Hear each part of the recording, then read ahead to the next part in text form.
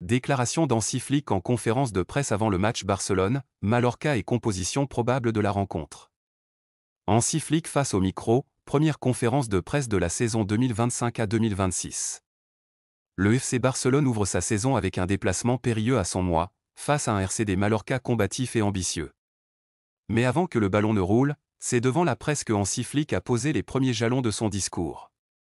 Une conférence dense, marquée par la lucidité, la confiance et une attention particulière aux individualités clés. Voici, point par point, l'analyse détaillée de ses propos. Sur la préparation et l'état de forme de l'équipe.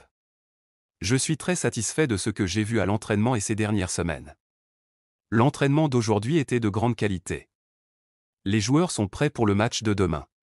Flick commence par installer un climat de sérénité, la préparation estivale a été conforme à ses attentes. L'insistance sur la qualité des séances est un indicateur important, le technicien allemand veut que chaque minute sur le terrain soit utilisée pour perfectionner les automatismes. C'est aussi un message indirect aux supporters, l'équipe n'arrive pas en rodage, mais avec un rythme déjà élevé, ce qui est essentiel pour un début de Liga où le Barça doit frapper fort d'entrée pour conserver son statut de leader. Sur l'inscription des joueurs. La situation est la même, je n'en suis pas satisfait, mais j'ai confiance au club. Il faut attendre demain. La même chose s'est produite la saison dernière. Il faut se concentrer sur ce que l'on peut faire. Flick fait ici référence aux contraintes administratives et financières de la Liga, qui retardent parfois l'inscription officielle de certains joueurs dans l'effectif. Ce n'est pas seulement un détail bureaucratique, cela peut impacter ses choix de composition dès la première journée. En admettant son insatisfaction, il montre qu'il souhaite travailler avec tous ces hommes disponibles, mais il prend soin de protéger la direction en affirmant sa confiance. C'est de la diplomatie pure, évitant tout conflit interne. Sur le recrutement de Johan Garcia. C'était la décision de tous, nous avons tous décidé de le recruter. On voit que c'est un excellent gardien. Je suis satisfait de la situation actuelle. Ce recrutement a été stratégique, Johan Garcia, jeune gardien espagnol en pleine ascension, incarne une double mission à assurer la relève à moyen terme et offrir une concurrence saine à Ter Stegen. Flick souligne l'aspect collectif de la décision pour montrer que la direction sportive et le staff sont alignés. Le sous-texte, l'avenir des cages du Barça est en bonne main. Sur Lamine Yamal. Il fait partie intégrante de l'équipe, il est un élément essentiel. Ce n'est pas seulement une question de joueur, peu importe le nombre de buts qu'il marque, car l'important est de gagner collectivement. Cette déclaration est capitale, Flick replace Yamal, 18 ans à peine, dans un cadre collectif avant tout.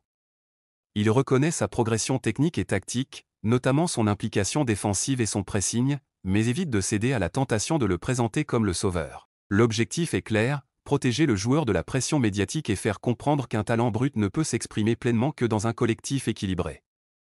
Sur Ter Stegen. Marquer le club l'ont fait.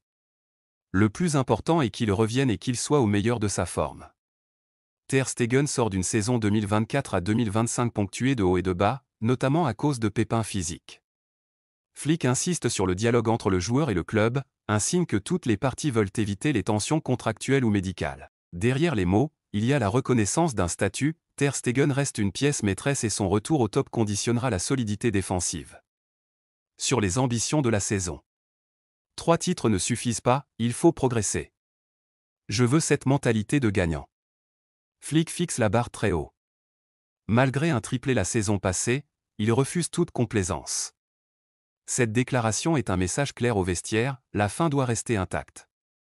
C'est typique de l'école allemande, où la victoire d'hier ne garantit rien demain. Cela installe aussi une culture de l'exigence permanente, vitale pour résister à la concurrence du Real Madrid et de l'Atlético. Sur le départ d'Íñigo Martínez. C'était une surprise, un leader du vestiaire. Je lui souhaite le meilleur. Perdre Íñigo, c'est perdre plus qu'un défenseur, c'est perdre un guide, un relais dans le vestiaire. Flick insiste sur son rôle de leader discret et sur sa capacité à écouter les consignes, ce qui traduit un respect profond. Le message implicite, au-delà des qualités sportives, c'est la dimension humaine qui va manquer, et il faudra que d'autres assument ce rôle. Sur le match à Miami. Je me concentre sur le match contre le RCD Majorque. Réponse courte, volontairement évasive. Flick ne veut pas que la polémique sur l'organisation d'un match à Miami détourne l'attention du premier objectif, bien démarrer la Liga.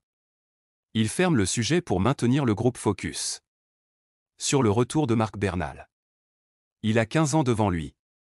Nous devons le préparer pour 15 ans supplémentaires. Marc Bernal, pépite du centre de formation, revient plus tôt que prévu d'une blessure. Flick adopte une vision à long terme, il ne veut pas griller les étapes.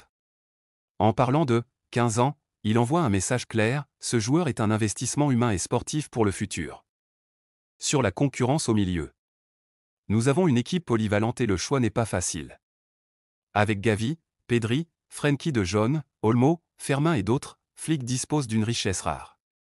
Mais il sait que cette abondance doit être gérée avec doigté. Il insiste sur le dialogue, preuve que la gestion des égos et du temps de jeu sera cruciale. Sur un effectif plus complet. Nous avons la qualité et nous verrons si nous pouvons remporter des titres.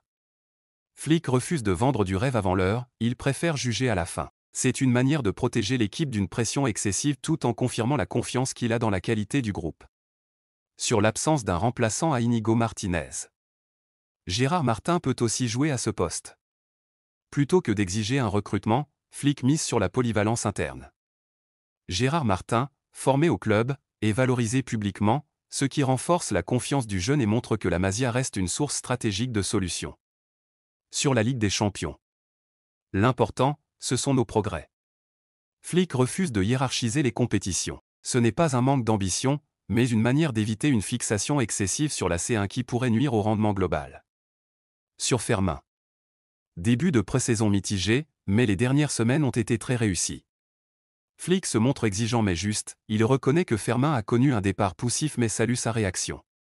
En le citant nommément, il envoie un signal positif tout en lui rappelant l'importance de maintenir ce niveau. Cette conférence de presse trace les contours d'un Barça qui aborde la saison avec confiance mais aussi avec vigilance. Flick maîtrise son discours, il valorise ses joueurs, protège les jeunes, évite les polémiques et maintient une exigence permanente. Tout est calibré pour que l'équipe reste concentrée sur l'essentiel, gagner, encore et toujours. Le rideau se lève ce samedi 16 août 2025 sur une nouvelle saison de Liga. Et c'est le FC Barcelone d'Hansi Flick qui ouvre la marche, sur la pelouse du RCD Mallorca, emmené par Jagoba Arrasat. Ce n'est pas qu'un simple match d'ouverture, c'est le premier chapitre d'une histoire que les champions d'Espagne veulent réécrire avec la même intensité, la même ambition et la même autorité que la saison passée. Ce rendez-vous a tout d'un test grandeur nature. Sur le papier, le Barça part favori, mais il sait que l'Estadi de son moi n'est pas un terrain docile. L'année dernière, il avait fallu un but unique pour repartir avec les 3 points, 0-1, le 22 avril 2025. Entre une chaleur écrasante, un public galvanisé et une équipe locale disciplinée, tous les ingrédients sont réunis pour tendre le scénario. La préparation a laissé entrevoir un Barça sûr de ses bases et déjà affûté. Le 5-0 infligé au Como lors du dernier match amical a montré un collectif huilé, une circulation de balles fluide et une capacité à accélérer au bon moment. Mais Flick, fin tacticien, sait que les matchs officiels imposent un autre rythme, un autre degré de concentration. Face à eux, Mallorca arrive avec une confiance nourrie par un été convaincant. Leur victoire 2-0 contre Hambourg, obtenue grâce à un pressing intelligent et des transitions rapides, est venue confirmer un plan de jeu qui mise sur la discipline défensive et la projection éclair vers l'avant. Le coup d'envoi sera donné à 19h heure locale, 17h GMT, 13h en Haïti, 17h au Sénégal, au Mali et en Côte d'Ivoire, 18h au Congo-Brazzaville. Le décor est posé, un stade bouillant, une pelouse prête à vibrer, et 2 équipes qui savent qu'une première impression en Liga, ça compte. FC Barcelone, la composition probable et les clés du match. Hansi Flick devrait rester fidèle à son schéma préféré, le 4-2-3-1, qui lui permet d'articuler son équipe autour d'un double pivot intelligent, d'une défense compacte et d'ailiers créatifs. Absence et incertitude. Marc-André ter Stegen, toujours indisponible, convalescent après sa blessure. Dani Olmo, incertain, surveillé au quotidien par le staff médical. Robert Lewandowski, doute sur sa participation, possible gestion de sa charge physique. Ces incertitudes obligent Flick à maintenir certaines options vues en préparation, notamment Ferran Torres en pointe et Fermin Lopez en numéro 10. Le gardien. Iñaki Peña, moins spectaculaire dans ses parades que ter Stegen mais d'un calme précieux, Peña a prouvé l'an dernier qu'il savait tenir la cage lors des absences de l'Allemand. Dans ce match, il devra gérer la relance courte face à un pressing par séquence de Mallorca et rester vigilant sur les ballons aériens visant Muriqi. La défense à 4. Alejandro Balde, latéral gauche, sa vitesse et sa capacité à répéter les efforts seront essentiels pour créer de la largeur et étirer le bloc adverse. Pau Cubarsí, axe gauche, jeune mais déjà stratège, Cubarsí devra gérer le marquage de Muriqi et anticiper les courses de Takuma Asano. Ronald Araujo, axe droit, leader défensif, maître dans le jeu aérien, il aura un rôle clé dans le verrouillage de la surface. Jules Koundé, latéral droit, chargé de contenir Pablo Torre et de soutenir Lamine Yamal, il devra alterner entre défense stricte et montée offensive. Le double pivot. Frenkie de Jong, milieu gauche, rôle central dans la récupération et la première relance. Il devra aussi casser les lignes par ses courses. Pedri, milieu droit, plus reculé qu'à son habitude, il sera le lien entre récupération et projection offensive. Sa qualité technique permettra de déséquilibrer le bloc adverse. Les trois milieux offensifs. Rafinha, ailier gauche, débordement, frappe et combinaison avec Baldé seront ses principales armes. Fermin Lopez, meneur de jeu, positionné entre les lignes, il cherchera à frapper à mi-distance et à créer les décalages. Lamine Yamal, ailier droit, sa jeunesse cache une maturité dans le dribble et la prise de décision. Face à Mojica, il devra varier ses attaques pour surprendre. L'attaquant. Ferran Torres, mobile, incisif, il cherchera à exploiter les espaces entre les centraux adverses et à créer des brèches pour les ailiers. RCD Mallorca discipline et transition rapide. Arrasate mise sur un 4-2-3 en compact, capable de se projeter vite vers l'avant. Gardien. Léo Roman, réflexe solide, capable de déclencher rapidement les contre-attaques. Défense. Matteo Moret, droite, discipliné dans le repli, il cherchera à couper les courses de Baldé.